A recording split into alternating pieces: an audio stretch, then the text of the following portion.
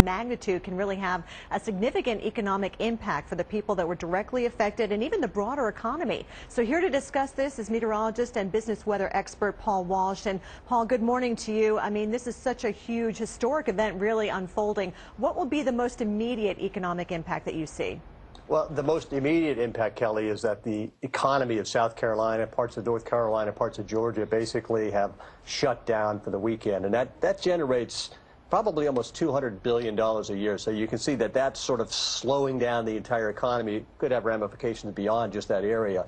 I think the bigger impact, of course, is going to be what you just mentioned. It's going to be what happens when the sun comes up and we're able to see the damage and see the kind of effort that's going to be needed to undertaken to basically fix that. So that'll be really an insurance and a government recovery impact, or that's going to have to come into play to sort of put things back together. But it's really too soon to say at this point what that will be or how big it'll be, because it's really an event that's ongoing. Yeah, and speaking of insurance, I mean, we're talking about a 1 in 500 year flood event. So will insurance even cover the damage that some folks are seeing?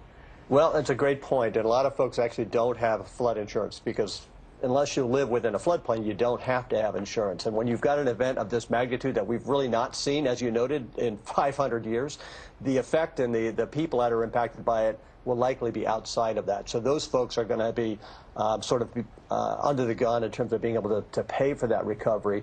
I think a lot of folks along the coast may have flood insurance, but it's still going to be a big hit.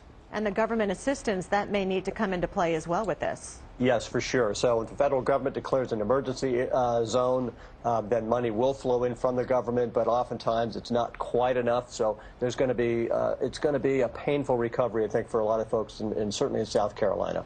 Long recovery indeed. So what could the long-term impacts be across the area?